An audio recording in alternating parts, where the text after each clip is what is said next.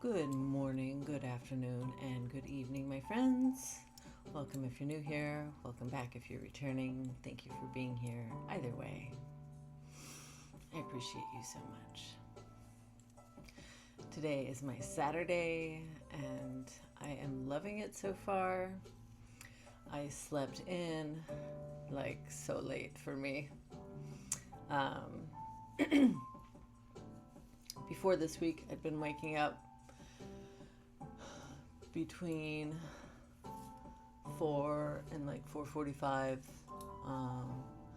and then midweek I decided to start going into work earlier, so I'd have more quiet time in the morning, and I started having my first alarm go off at 3 and hitting snooze twice and doing a breath work and hitting record by 4:30 after getting dressed and feeding the dog and checking on the chicken and making my first cup of coffee and all that. This morning, I did wake up around 4:40. My dog wanted to go out, so I let him out and fed him so he wouldn't harass me, and I went back to bed, and I slept until 6:48. Like, I got so much sleep. And it was glorious. Part of me felt guilty because I had planned on trying to do a little bit of yard work this morning before going to the powwow that I'm going to today. But my body said no. My body said, you are going to sleep instead. So that's what I did. I feel like I could use more, honestly. But I'm glad I got what I got.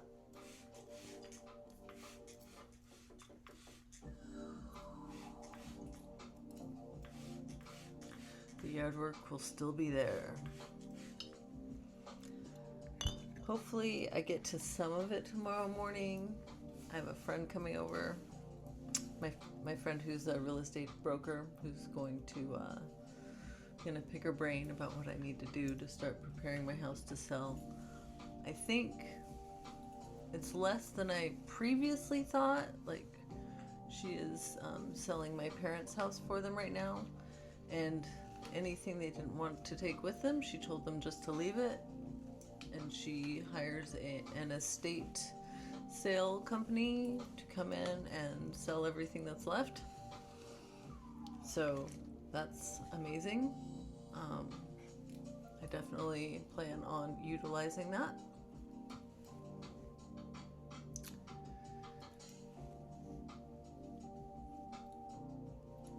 It means that like, I don't have the patience to sell everything online or have a garage sale. The last garage sale I held, like, I put a ton of effort into and made hardly any money on, and so I just don't have it in me to do it. And so I had been boxing everything up and putting it in my garage, and then I was gonna get someone to help me take it all down to the local thrift store, but I might just leave it for the estate sale people. They can sell it if they can sell it, and if not, then it can still go to donation, you know. But yeah, I would rather share the profits than deal with it all by myself.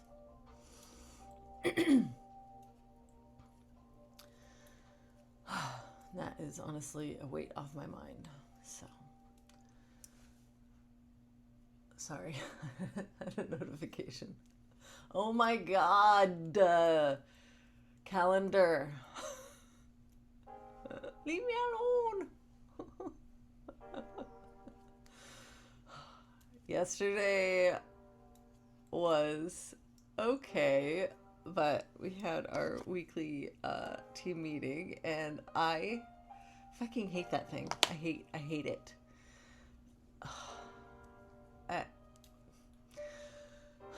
now we're getting asked to standardize our proof form, the form we use to put the images on that we're going to print and cut for our customers. We have a form that we put that into with some information about it that we send off to the client to make sure that we are understanding the assignment correctly. And then when they approve that, then we go forward with setting up the files and making the product. And it ended up being like, I don't know, I think a 30-minute conversation, and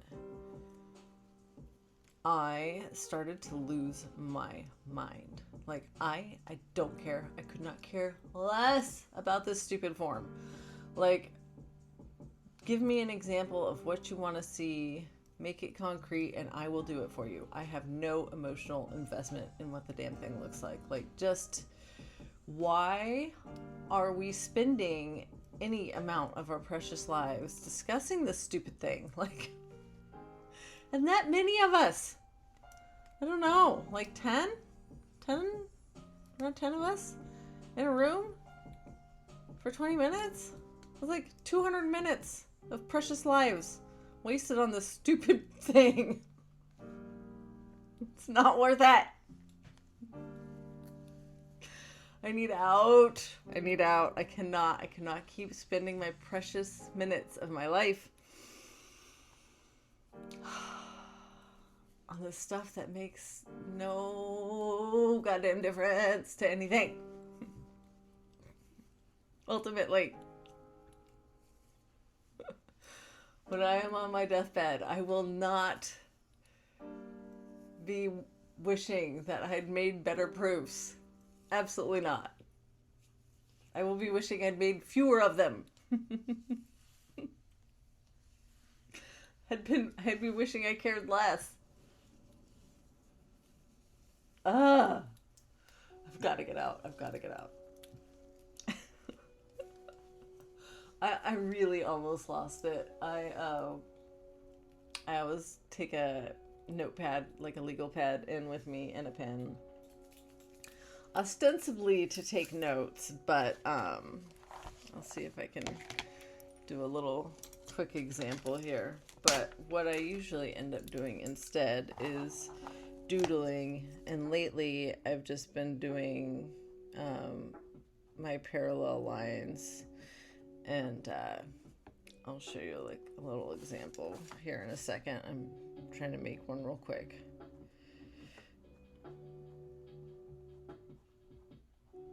Okay, this one's kind of quick and dirty and messy, but I filled half a page with like herringbone, basically, like this yesterday to help me keep my sanity. And even with that, like, I don't know, 15 minutes into the proof conversation, I went, oh, and I like pushed my notebook out in front of me and kind of like laid on the table. It was that, or like stand up, scream, and storm out. Like, my nervous system like actually went into fight or flight about this. It was like, get me out of here. Like, what are we doing right now? Oh my God. Oh my God.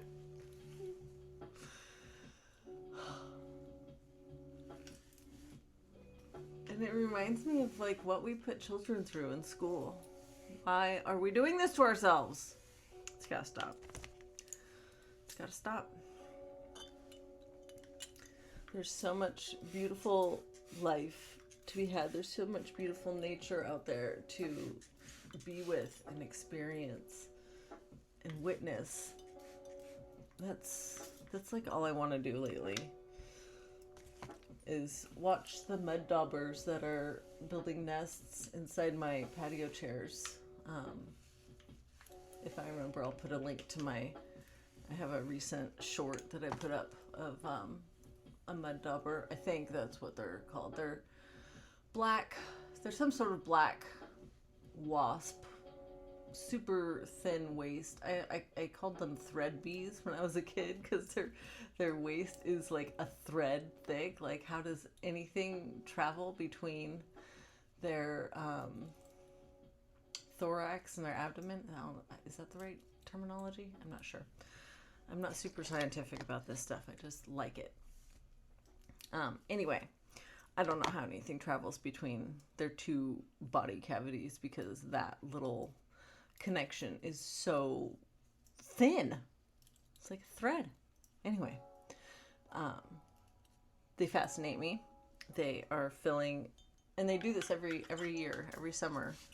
I see them doing it. So it must get cleared out somehow. They must clear it out. But they fill it with like paralyzed insects and grass, and I think they lay their eggs in there, so new ones. So little baby mud daubers are growing up in there and then emerging, and then they do the whole cycle all over again. But anyway, I love watching them, and I think that is a far better use of my time than sitting in a ugly conference room with a bunch of bored, stressed out people talking about a document that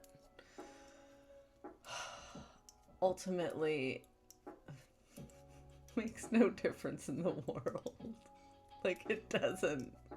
None of our work is that important. It's just not. It's not. Especially our retail work.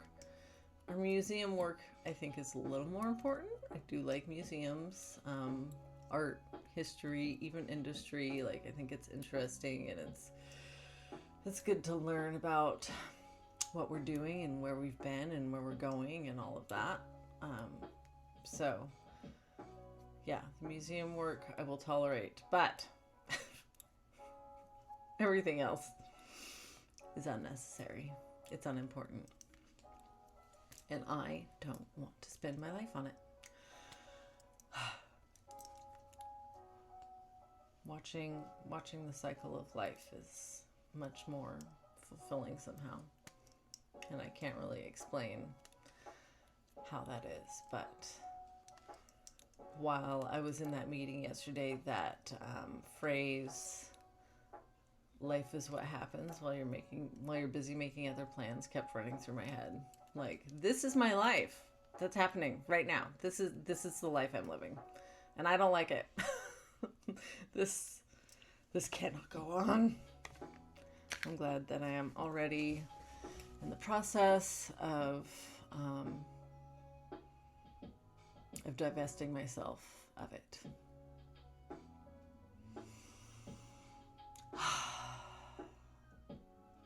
I'm ready.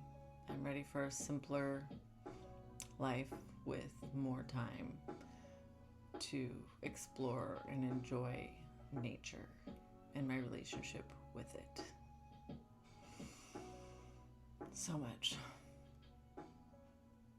And to document it, to photograph it, to video it, to write about it, maybe. I think I might be discovering an avenue. I won't say the avenue yet, but an avenue of deep exploration and joy for me. Like, I just love slowing down and watching the world move around me and not participating so much in it. Being more of a witness and less of a producer. Yeah. I'm wearing one of my favorite necklaces ever. My cousin made this for me, carved it out of bone. Just a regular cowbone he got from the butcher, I think. And then this cord, you can't tell. It's made of, I think, 3 or 4 super tiny strands. I think they might be leather or maybe waxed. It might be waxed cord. But they're like woven. I think that's the right word. It's not braided because it's round. Anyway, he told me he was making it And then I had to pester him for years to complete it, and I finally got it a few years ago, and I just love it. I think it's beautiful. See if we can catch the light on it. Yeah, see that texture. Then I am not going to take my precious bronze skull with me today. Anywhere that it could potentially be caught in like a metal detector and considered a weapon, I do not want to take it, because I would either have to give it up or not go in, and I don't like either of those options, so I'm just going to leave it home. I'm going to take a resin replica with me today. This one is much less dangerous, but still has my precious crow spirit with me. And then you'll wear some earrings I haven't worn in a long time. I think I got them at a street fair. They're aluminum. They're super lightweight, and they were just like dremeled to have this pattern. And I think they're super cool.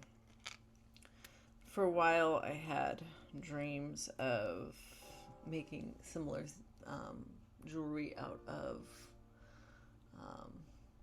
soda cans, and I cut the tops and bottoms off a bunch of soda cans, and I had like a stack of like aluminum sheet, basically printed aluminum sheet, that I was going to turn into abstract designs, but I didn't get around to it for years. And when I was going through my art supplies recently, I just recycled them because, well, first of all, I can always get more by getting more sparkling water and whatnot. If I do decide I want to do that.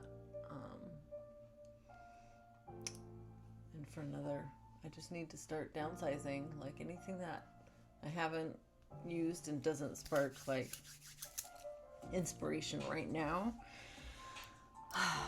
Yeah, I'm just starting to try to let that stuff go. I can always get more later if I really want to. One thing I am a little sad about, this morning I was going to wear a necklace I made when I was a teenager from, I think, a steak bone that I found on a beach when I was a teenager. This guy. And then this is a wooden bead. And then this is obsidian. Oh yeah, you can see the light through it. How cool is that? Anyway, let's see if I can show it to you. Kind of, it was like this with a black leather cord, but the bone was looking kind of dingy this morning, so I went to clean it, and the leather was just old. I mean, damn, that leather was like 30 years old, and it just snapped. So I think that that means that this is ready, like this set is ready for a new configuration, maybe. I don't know. But I definitely still love all the components. And I do love the original way I had it set up, but I think I might make it a shorter necklace and put some maybe side stuff like going up. I don't know. But I'm feeling inspired by it, which is exciting. If I have energy later after the powwow, I might do that. I might take some beads outside and sit in the backyard and see what I come up with for that. And I think that is all I got for you. And I need to wrap this up so I can watch it and then post it and get ready to go, because I need to catch my bus in like a little less than under an hour. A little less than an hour. Yeah, there we go. There we go. But first, let's draw a Natalie Goldberg Writing Down the Bones card for your writing prompt for today.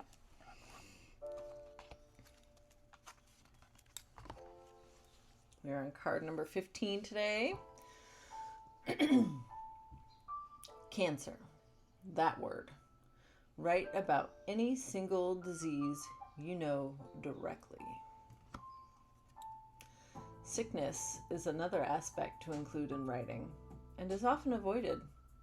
Big diseases, leukemia or pancreatic, lung, skin, liver, colon cancer, heart disease, rashes, rheumatism, broken bones, cold, acne, diabetes, the list can go on. Amazing what can happen to the human body.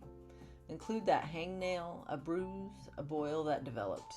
Imperfection adds truth and a dark line to brightness, a contrast that intensifies reality, makes happiness believable. As the entire world was confronted with the COVID-19 pandemic, everyone's life was touched in one way or another. Not all because of the actual disease, but because of how we reacted to such a development. How clear thinking and prepared we were, how considerate and communal we could be. Global change has happened in other areas of human history. With the coronavirus pandemic, this became our time. Writing can help ground the anxiety and the unknown.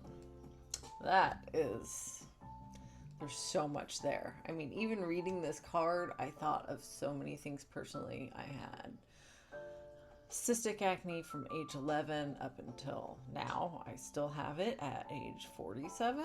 I was told I would grow out of it. I still have not. I mean, it's down. It's a lot less than I was. Like, my cheeks aren't heavy with pus anymore, which is a wonderful development. Thank you very much. What else? Oh, when she mentioned the hangnail, like, I have an ugly toenail now after a bike accident where my toe, even in a steel-toed boot, hit the pavement when I fell. Like, my legs, like, kind of went up, and then my toe came straight down like a hammer towards the pavement, and I had a big, huge blood blister under my toenail for months. And then when it finally grew out, my toenail was no longer all the way attached to the nail bed. Like, 2/3 of it is no longer attached to the nail bed, and it's so ugly. It's pretty disappointing every time I look at it, but whatever. What else? What else is there? I don't know. I feel like YouTube's weird about some aspects of the virus and ways of preventing it, so I don't know how much I can talk about there, but yeah, let's just say my body did not react well to the preventative measures that were prescribed. Got all over serious eczema, like full body rash. I don't know if I will share pictures of it. It's brutal, and it lasted for months, and my skin has been forever changed. I'm so much more sensitive to fabrics now, and stress will cause itchy bumps to raise all over my body. My fingernails were super paper thin and weak for years afterwards. Yeah. Crazy things can happen to the body. Oh yeah, my cervical cancer. Also had pneumonia twice. Yeah. There's a lot there. So I don't know if I can say enjoy writing about that topic, but may you find richness and maybe some release there in writing about whatever physical ailments you have experienced, or maybe loved ones have experienced that you have then had to deal with secondary and tertiary effects of in your own life due to their illness. That is also something to think about and write about. So anyway, on that note, may you be happy, may you be healthy, may you be wealthy, may you feel at ease, and may you accept yourself exactly as you are, even if you have none of those things currently. I love you so much. Subscribe, and I will see you next time. Thanks. Bye.